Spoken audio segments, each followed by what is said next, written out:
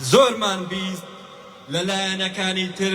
بە قسەکردن وا دەکەین و وا دەکەین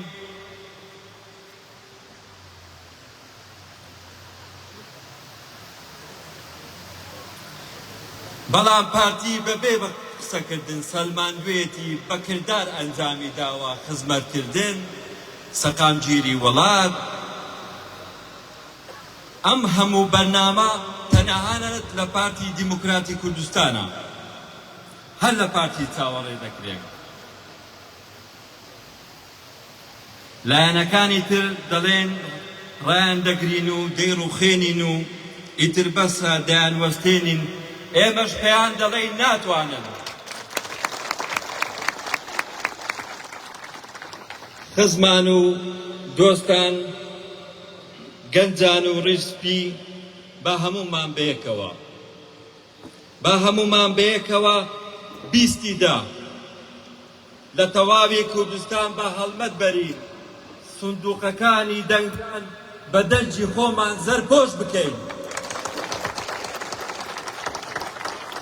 لە کۆتاییدا دووبارە زۆر بەخێربێن سەرسەر و سەرچاوان من خۆم بە خزمەتکاری ئێوە و تەواوی کوردستان دەزانم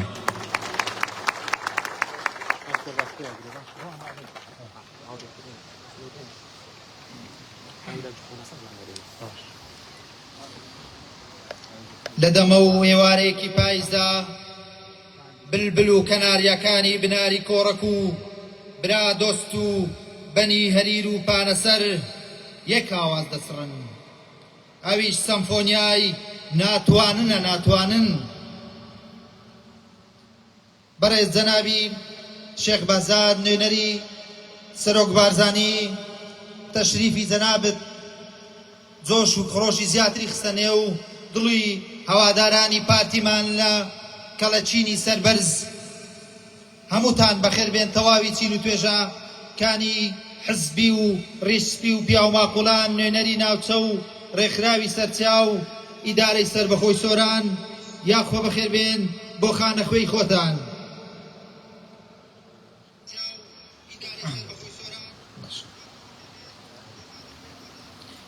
ئەوان دەڵێن کۆتایی پێدەهێنین و دەیڕوخێنین ئێمە دەڵێن ناتوانن چونکە لیستی ئێمە لیستی هەیبەت و جەنابی سەرۆکە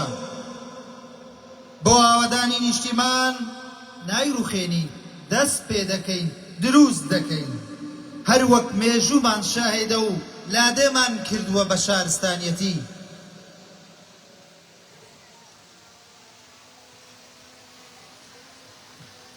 ئێستاش داوا لە بەڕێز کاکاروان نوێنەری ناوچەی خەلیفانی پارتیمان بفەرمێت بۆ پێشکەشکردنی وتاری خۆی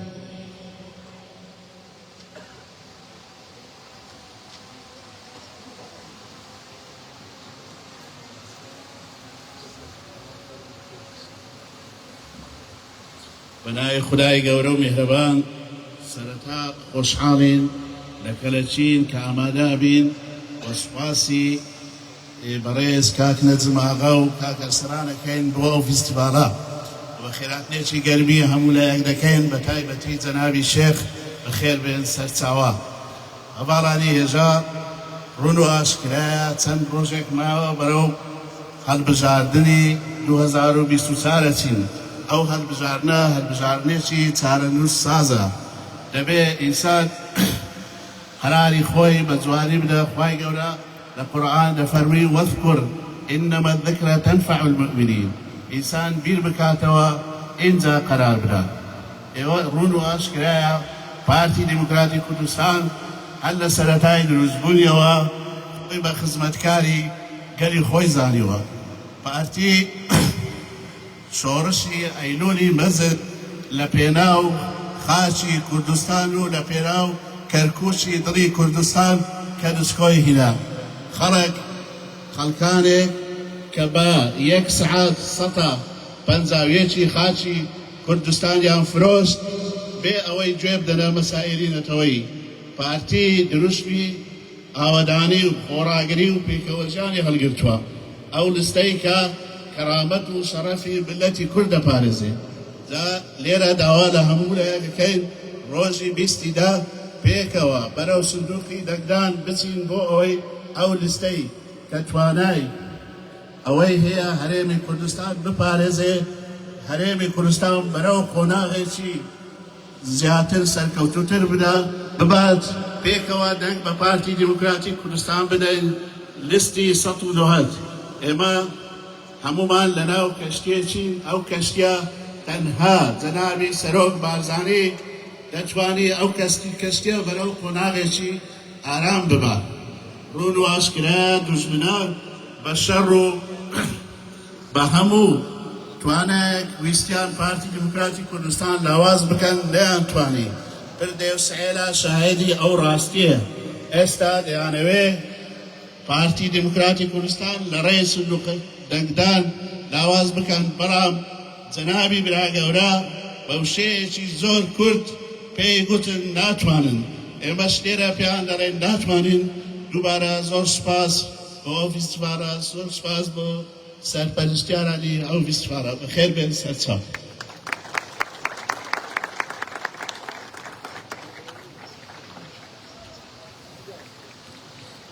بەڕێز کاک مەڤدید قایمقامی قەزای خەلیفان بەخێر بێی سەر و سەرچاوانمان وەک جەنابی سەرۆک فەرمووی ئەوەی زمانی درێژە دەستی کورتە بۆیە هەیبەتی ئێمە وڵامی ئێمە نە بە نەڕەنەڕە نە بە دەنگ بەرزکردنەوەیە بە یەک وشە ئەویش ناتوانن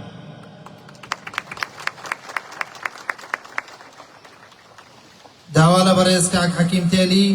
جێگیری سەرپەرشتیاری ئیدارەی سەربەخۆی سۆران دەکەین بفەرمێت بۆ پێشکەشکردنی وتارەکەی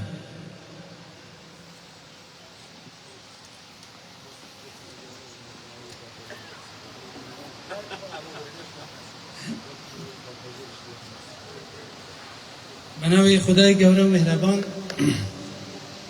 جنابی شیخ بهزاد نوێنەری جنابی سەرۆک بارزانی فەرماندەی بارزان بەڕێز کاک نەجم ئاغا هەموو ئامادەبووانی بەڕێز ڕیشسپیان و پیاماقۆلانی دەڤەر گەنجانی خۆشەویست زۆر خۆشحاڵم کە لەگەڵ برای بەڕێزم کاک مەغدید قایمەقامی خەلیفان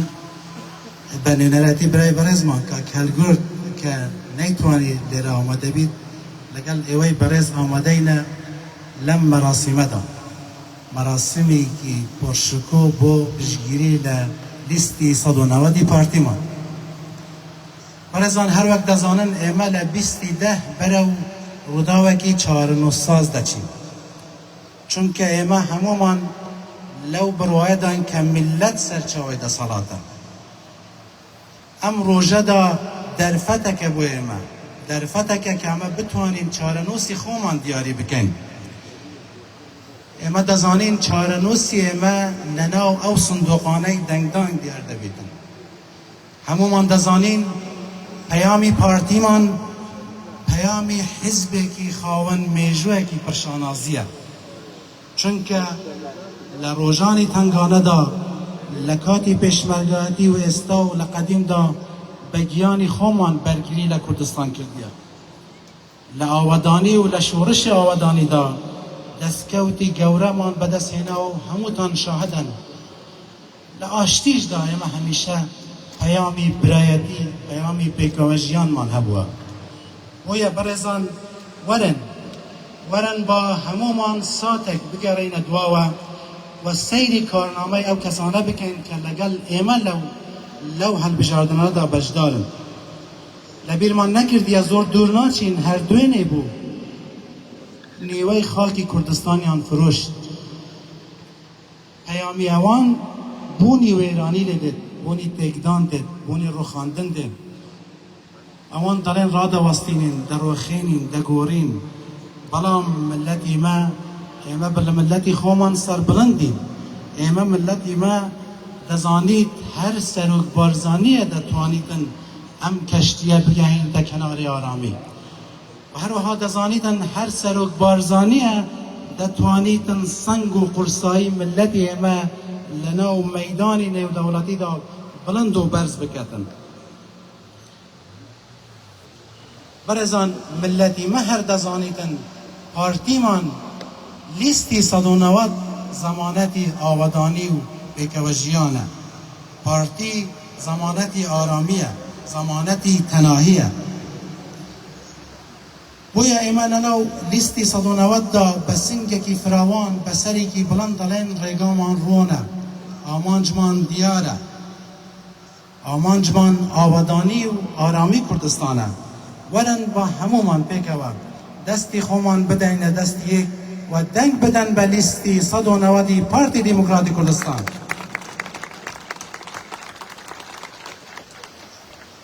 اگر اما همو لیره لگر او برابرزانه کاندیدانه راوستاینه بسرکی بلند لیره راوستاینه دزانین به چه برنامه و چه پلانک لگل جماوری خومان قصده کن. هر زور دور ناشم باش شوینکانی تر ناکم نزدیکه 3 ساله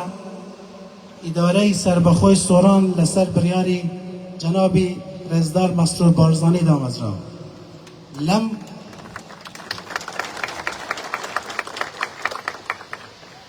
ام اداره هر لسرتای دامزراندنی شورشکی آبادانی را گرم. هر وقت دبینن لهمو شوینکانی اداره سربخوی سوران لگند و نوشار و همو شینکان حلمت آودانی شورش آودانی بردوامه ویا هم بربجیرانه و هر وها بربجیر ادارش کلیرن یکا کلگرد دتوانم بسره کی بلند داوالا خل بکن دنگ پیدا دادن اره بسیارک اوانی تر بچخ بخل دالن چه بالینک بخل دادن ایره دبینن هر لدسپیک دایم علی اداره سربخوی سوران لپلانک دا گوتمان او اداره سرطا لبر شوینی جغرافی،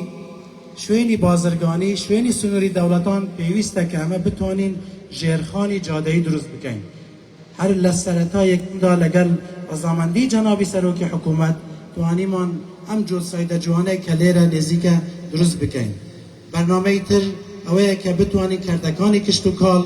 لگل اوه جادکان و آو کاربا همول برنامه مدابو و بشیوه که عدالت جبجه کراوه و بردوام دبین. بویا دلیام که بدنگدانی و لیستی 190 پارتی دموکراتستان آبادانی بردوام دبیدن. لمویتن لکوتایی دا سپاسی تاکی نجم و همو او کسانه بکم که هم مراسمان ریخستیه و ایمش لإداره سربخوی سوران وکو خالق کوتایی که کادره که اداری هاتی تناو او کبر که دا دلیام لبر اوه که حکومت دیوید و کادره که توانی ویانه لگل تیمک لما او چند ساله دا خدمت بکن با اوه که خدمت که زیادتر بکن چاوروانی دنگ که زیادتر لو کادره هیا که اوش که کلمه دا بو هم لیستی 190 پیدا کرد ایوای سرکوتن و همو کاندیدکان من دخوازین سرکوتن لبیستی ده زور نزیکه همومان لو روژه دا زماوندی سرکوتن دگریم. زور سپاس هر هبن.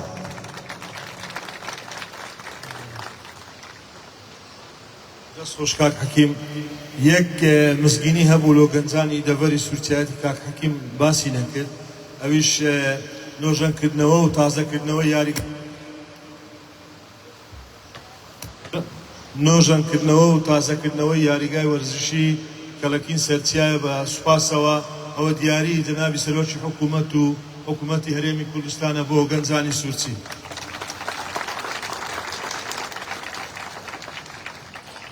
دەستان خۆش.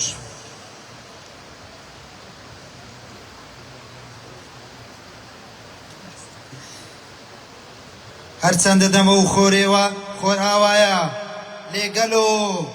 لێرەوە بەیان دەکەین لە بیستی مانگ پارتی خۆری هەڵدێ تازە چونکە لیستی 190 لیستی ئارامی و ئاوەدانیە لیستی پێکەوەی و خۆراگریە لیستی خوێنی شەهیدانە لیستی پاراستنی دەستکەوتەکانی گەلی کوردستانە